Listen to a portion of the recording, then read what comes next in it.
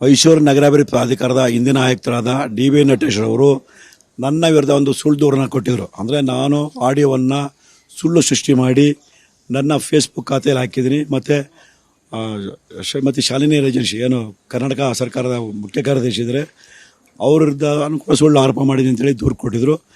ಆ ಒಂದು ದೂರಿಗೆ ಸಂಬಂಧಪಟ್ಟಂತೆ ಈ ಸೈಬರ್ ಕ್ರೈಮ್ ಠಾಣೆಯಲ್ಲಿ ಒಂದು ಪ್ರಕರಣ ದಾಖಲಾಗಿತ್ತು. ಆ ಪ್ರಕರಣಕ್ಕೆ ಸಂಬಂಧಪಟ್ಟಂತೆ ವಿಚಾರಣೆಗಾಗಿ ನನ್ನನ್ನು ನಿನ್ನೆ ಕರ್ಕೊಂಬಂದಿದ್ರು ಹೊರತು ಯಾವುದೇ ರೀತಿ ದಸ್ತಗಿರಿ ಮಾಡಿರಲಿಲ್ಲ. ಸೊ ಸಂಪೂರ್ಣವಾಗಿ ವಿಚಾರಣೆ ಮಾಡಿದಾಗ ಮತ್ತು ಆ ಒಂದು ದಾಖಲಾತಿಗಳನ್ನು ನನ್ನ ಏನು ಮೊಬೈಲ್ ಇತ್ತು ಎಲ್ಲ ಪರಿಶೀಲನೆ ಮಾಡಿದಾಗ ಸೊ ನಾನು ಯಾವುದೇ ದಾಖಲೆಗಳನ್ನು ಅಥವಾ ಆಡಿಯೋವನ್ನು ಸೃಷ್ಟಿ ಮಾಡಿಲ್ಲ. ಸೊ ನನಗೆ ವಾಟ್ಸಪ್ ಮುಖಾಂತರ ಬಂದಿದೆ ಅನ್ನೋದೆಲ್ಲ ವಿಚಾರ ಗೊತ್ತಾಯಿತು.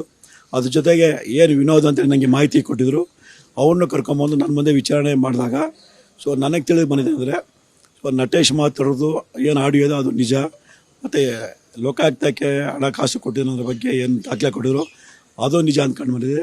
ಆದರೆ ಒಂದೇ ಒಂದು ವಿಚಾರ ಏನಂತಂದರೆ ಶಾಲಿನಿ ರಜನೀಶ್ವರ ಬಗ್ಗೆ ಏನು ಮಾಹಿತಿ ಕೊಟ್ಟಿದ್ರು ಅದು ಸುಳ್ಳು ಅಂತ ಹೇಳ್ತಾರೆ. ಯಾಕೆ ನನ್ನ ಹತ್ರ ಹೇಳಿದವರು ಶಾಲಿನಿ ರಜನೀಶ್ವರಿಗೆ ಅವ್ರ ಕಡೆಯವರಿಗೆ ಬಂದು ಇಸ್ಕೊಂಡೋಗಿರಿ ಅಂತೇಳಿ. ಅದು ಈಗೇನು ಹೇಳ್ತಾಯಿದ್ರೆ ಇಲ್ಲ ಅವರೆಲ್ಲ ಬೇರೆ ಆದ ಪ್ರಭಾವ ವ್ಯಕ್ತಿ ಅಂತ ಹೇಳ್ತಾರೆ.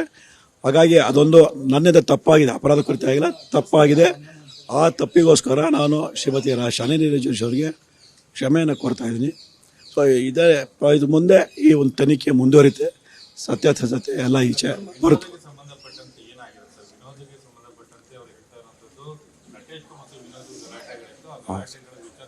ನಿಮ್ಮನ್ನು ಮಿಸ್ಯೂಸ್ ಮಾಡ್ಕೊಂಡಿದ್ದಾರೆ ಸರ್. ಅದು ಆಡಿಯೋ ಮಾತಾಡೋ ನೋಡಿದಾಗ ಹೆಚ್ಚಿಮೆ 1 ವರ್ಷದಿಂದ ಮಾತಾಡೋಂಥದ್ದು.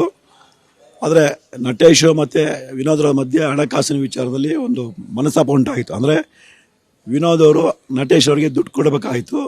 ಆ ದುಡ್ಡನ್ನು ಕೊಡುವಂತೆ ನಟೇಶ್ ಅವರು ಒತ್ತಾಯ ಮಾಡ್ತಿದ್ರಿಂದ ನಟೇಶ್ ಅವರು ಹಣವನ್ನು ಕೇಳಬಾರ್ದು ಅನ್ನೋದು ಮಾಡಬೇಕು ಅನ್ನೋ ಉದ್ದೇಶದಿಂದ ನನ್ನನ್ನು ಬಳಸ್ಕೊಳ್ಳೋಂಥ ಪ್ರಯತ್ನ ಮಾಡಿದ್ರೆ ಕಡಿಮೆ ಇದೆ. ಹಾಗಾಗಿ ಅದ್ರ ಬಗ್ಗೆ ಕ್ರಮ ತಗೊಳ್ಳೋದಕ್ಕೆ ಸೊ ನಾನು ಪೊಲೀಸರಿಗೆ ಹೇಳ್ತೀನಿ.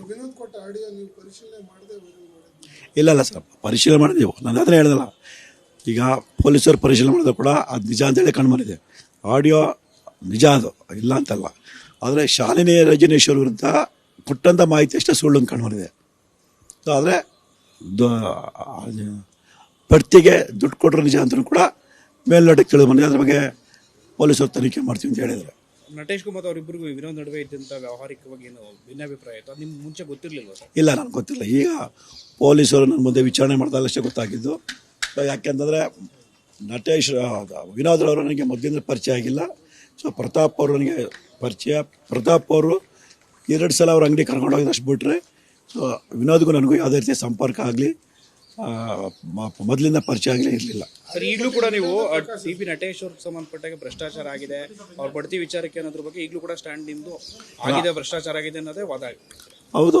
ಈಗ ವಿನೋದ್ ಆದರೂ ಕೂಡ ಒಪ್ಕೊಂಡಿದ್ರೆ, ಆದರೆ ಶಾಲಿನಿ ರಜನೀಶ್ಗಲ್ಲ ಬೇರೆ ಪ್ರಭಾವಿ ವ್ಯಕ್ತಿಗೆ ಅಂತ ಹೇಳಿದ್ರೆ ಆ ಯಾವ ಪ್ರಭಾವಿ ವ್ಯಕ್ತಿ ಅನ್ನೋದು ತನಿಖೆಯಲ್ಲಿ ಗೊತ್ತಾಗಬೇಕಾಗಿದೆ. ಸರ್, ಇದು ಮೂಡ ಹೋರಾಟ ಮಾಡ್ತಾ ಇದ್ರೆ ಅದನ್ನ ಹಡಗಿಸೋದಕ್ಕೆ, ನಿಮ್ಮ ಧ್ವನಿ ಹಡಿಸೋದಕ್ಕೆ ಇದನ್ನ ಮುನ್ನೆಲೆಗೆ ತಂದ್ರ ಅಂತೇಳಿ ಅಥವಾ ಇದ್ರ ಮೇಲೆ ಬಳಸ್ಕೊಳ್ತಿದಾರ ಅಂತೇಳಿ? ಇಲ್ಲ ಸರ್, ಇದಕ್ಕೂ ಸಂಬಂಧ ಇಲ್ಲ. ವಿನೋದ್ರವರ ವೈಯಕ್ತಿಕ ವಿಚಾರಕ್ಕೆ, ಅಂದರೆ ಹಣಕಾಸು ವಿಚಾರಕ್ಕೆ ನಟೇಶ್ ಅಲ್ಲ ವಿನೋದ್ರವರು ಸೊ ನನ್ನನ್ನು ಬಳಸ್ಕೊಳ್ಳೋಂಥ ಪ್ರಯತ್ನ ಮಾಡಿರೋಂಥದ್ದು. ಅಂದರೆ ಏನು ಆಡಿಯೋ ಇದೆ, ಆಡಿಯೋ ನೈಜತೆಯನ್ನು ಮತ್ತು ದಾಖಲಾತಿ ನೈಜತೆ ಏನು ಕೊಟ್ಟಿದ್ರು ಅದನ್ನು ನಾನು ನಂಬಿಕೊಂಡು ಶಾಲಿನಿ ರಜನೀಶ್ ಬಗ್ಗೆ ಹೇಳಿದಂಥದ್ದು ಕೂಡ ನಿಜ ಅಂತೇಳಿ ನಾನು ನಂಬಿದೆ. ಅದು ತಪ್ಪಾಗಿದೆ ಅಷ್ಟೇ.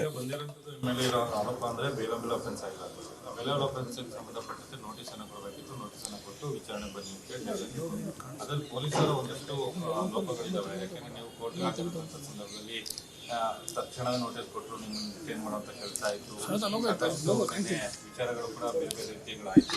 ಅದಕ್ಕೆ ಸಂಬಂಧಪಟ್ಟ ಸರ್, ಇದು ಅತ್ಯಂತ ಗಂಭೀರವಾದ ವಿಚಾರ ಆಗಿರೋದ್ರಿಂದ ಅವರು ನನ್ನನ್ನು ಕರ್ಕೊಂಬಂದಿದ್ರೆ ಅಷ್ಟೇ ಹೊರತು ಬೇರೆ ಯಾವುದೋ ಪ್ರಭಾವಕ್ಕೊಳಗಾಗಿ ಅಥವಾ ಬೇರೆ ದೂರದರ್ಶನದಿಂದ ನನ್ನನ್ನೇನು ಕರ್ಕೊಂಬಂದಿಲ್ಲ. ಯಾಕೆ ನಿನ್ನೆಯಿಂದ ಕೂಡ ನನಗೆ ತುಂಬ ಚೆನ್ನಾಗಿ ನೋಡ್ಕೊಂಡಿದ್ರೆ ಮತ್ತು ನಾನು ಕೂಡ ಅವ್ರಿಗೆಲ್ಲ ರೀತಿ ಸಹಕಾರ ಕೊಟ್ಟಿದ್ದರಿಂದ ಮತ್ತು ಸತ್ಯ ಅವರಿಗೆ ಗೊತ್ತಾಗಿರೋದ್ರಿಂದ ಸೊ ನನ್ನನ್ನು ಬಂಧನಕ್ಕೊಳಪಡಿಸಿದೆ. ಸೊ ನನಗೆ ನೋಟಿಸ್ ಕೊಟ್ಟು ಕಳಿಸಿದ್ದಾರೆ. ಸೊ ಕೆಲವು ಲೋಪದೋಷಗಳು ಸರ್ 24ನೇ ತಾರೀಕು ಬರೋಕ್ಕೆ ಹೇಳಿದ್ದಾರೆ.